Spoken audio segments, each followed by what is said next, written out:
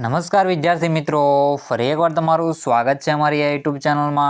તો આજે આપણે વિડીયોમાં એકમ કસોટી જોવાના છીએ। તો આપણે એકમ કસોટીની હવે શરૂઆત થઈ જવાની છે।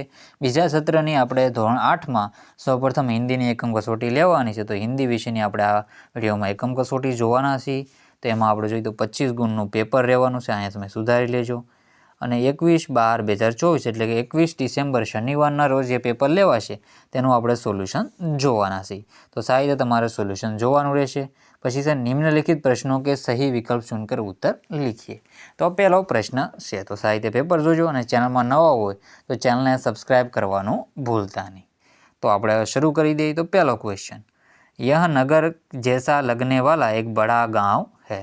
तो આપણે જોઈએ તો કચ્છ કી શહેરનો પ્રશ્ન છે, એ નગર જેસા લગને વાળા એક બડા ગાંવ હે।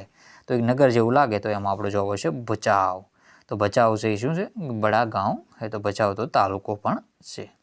બીજા નંબરનો ક્વેશ્ચન છે, કચ્છ में 72 જિનાલય કहाँ પર है।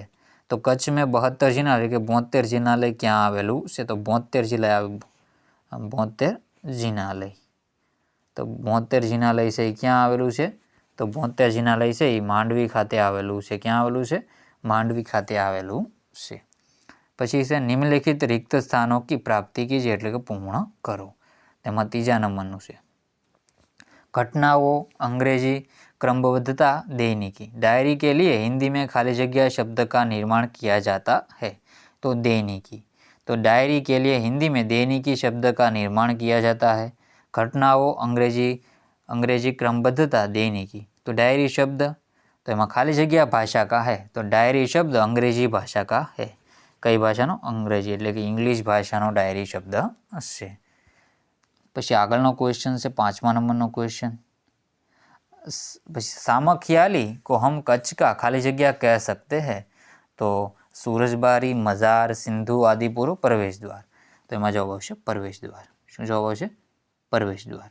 सामखियाली को हम कच्छ का प्रवेश द्वार कह सकते हैं। 6ठा नंबरનું છે, गांधीधाम में खाली जगह प्रजा पाकिस्तान से आकर बस गई है।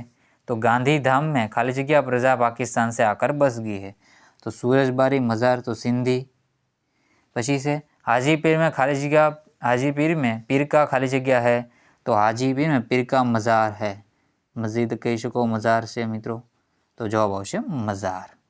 પછી છે सही वाक्यांश सुनकर पूरा वाक्य फिर से लिखिए।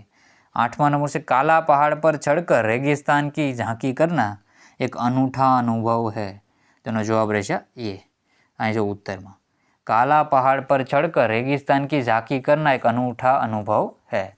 नखत्राणा लोकप्रिय स्थान है क्योंकि, तो नखत्राणा लोकप्रिय स्थान है क्योंकि यह प्राकृतिक नज़ारों का केंद्र है। सो प्राकृतिक नज़ारों का केंद्र है। તેનો જવાબ આવી રીતે તમારે જોઈ લેવાનો રહેશે। પછી આપણે આગળના ક્વેશ્ચન જોઈ લઈએ। પ્રશ્ન નંબર 2 છે, निम्नलिखित प्रश्नों के उत्तर एक एक वाक्यों में लिखिए। 10वां नंबरનું છે, आजकल पत्र किस किस माध्यम से एक दूसरों को तक पहुँचते हैं। तो आजकल पत्र डाक, कुरियर, ईमेल के माध्यम से एक दूसरों तक पहुँचते हैं। 11वां नंबर से कच्छ को म्यूजियम क्यों कहते हैं। तो कच्छ को म्यूजियम क्यों कहते हैं। तो कच्छ के दर्शनीय स्थान के वैविध्य के कारण उसे म्यूजियम कहते हैं। 12वां नंबर से कच्छ में रेगिस्तान के कितने भाग हैं, कौन कौन से। तो कच्छ में रेगिस्तान के 2 भाग हैं, एक छोटा रेगिस्तान और एक दूसरा बड़ा रेगिस्तान। कच्छ में रेगिस्तान के 2 भाग, एक छोटा रेगिस्तान और दूसरा बड़ा रेगिस्तान। कच्छ की यात्रा का प्रारंभ कहाँ से होता है। तो कच्छ की यात्रा का प्रारंभ सामखियाली से होता है। 14वां नंबरનો क्वेश्चन છે, गांधीधाम के में स्थायी सिंधी प्रजा कहाँ से आई है। तो गांधीधाम में सिंधी प्रजा पाकिस्तान से आकर स्थायी हुई है। हमारी वायुसेना का मुख्य अड्डा कहाँ है। तो हमारी वायुसेना એટલે કે આપણી વાયુસેનાનું મુખ્ય અડ્ડા છે નલિયામાં છે, એટલે નલિયા છે ત્યાં છે। कच्छ की किस स्थान को रामायण काल का माना जाता है। तो कच्छ के नारायण सरोवर को रामायण काल का माना जाता है। તેનો જવાબ તમારે સાહિત્ય જોઈ લેવો। પછી से निम्नलिखित प्रश्नों के उत्तर 2-3 वाक्यों में लिखिए। कच्छ के गांधीधाम नगर की क्या विशेषता है।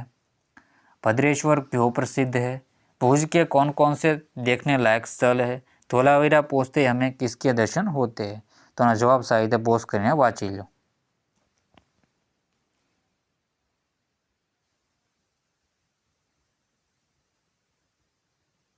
तो તમારે વાંચી લેવાનું છે कच्छ गांधीधाम नगर की क्या विशेषता। तो गांधीधाम औद्योगिक कारखानों का नगर है। यहाँ सिंधी प्रजा पाकिस्तान से आकर बस गई है। भद्रेश्वर जैनों का अति प्राचीन यात्राधाम होने के कारण प्रसिद्ध है। यहाँ जैनों का 2500 वर्ष पुराना संगमरमर से बना जिनालय है। भुज में आईना महल, प्राग महल टावर, स्वामीनारायण मंदिर, हिल गार्डन, हमीरसर तालाब, भुजिया पहाड़, लोक संग्रहालय, विश्वविद्यालय आदि देखने लायक स्थल है। धोलावीरानी विशेषता पण तमे सारी રીતે વાંચી લો। પછી છે પ્રશ્ન નંબર 4, निम्नलिखित शब्दों के पर्यायी शब्द दीजिए। तो भूचाल, तो भूचाल तो भूकंप, भूकंप तमे अनुभव्यो हशे।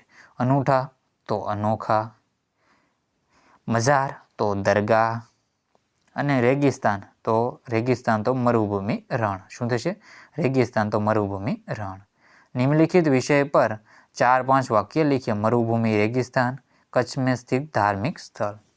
तो जिस प्रदेश में दूर दूर तक रेत ही रेत दिखाई देती है उसे मरुभूमि या रेगिस्तान એટલે કે રણ પ્રદેશ કહેવામાં આવે છે। એમાં ધૂળ જ હોય છે। मरुभूमि में वर्षा बहुत कम या बिल्कुल नहीं होती। यहाँ पानी के लिए दूर दूर तक भटकना पड़ता है।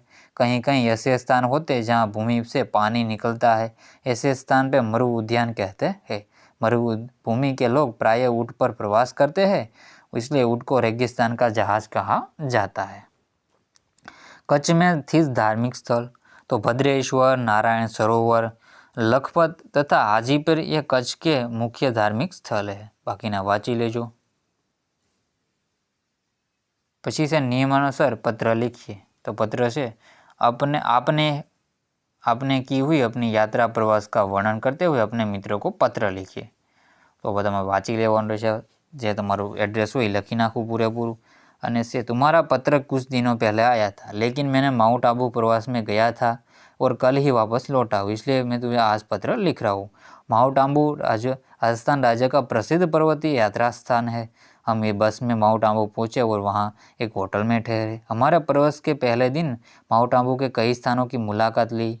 यहाँ हमने वहाँ पर Nakhi Talab, Toad Rock, polo ground, Vashishtha Ashram, Bhartrihari की गुफा आदि स्थान देखे। माउंट आबू के मनोहर सूर्यास्त को देखकर हम आनंद विभोर हो गए। तो आना जवाब तमारे लखी लेवा। અને बीमारी के अवकाश के लिए कक्षा शिक्षक को पत्र लिखिए।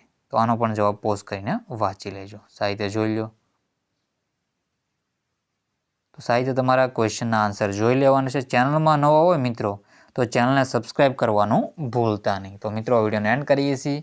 જય હિન્દ, જય ભારત।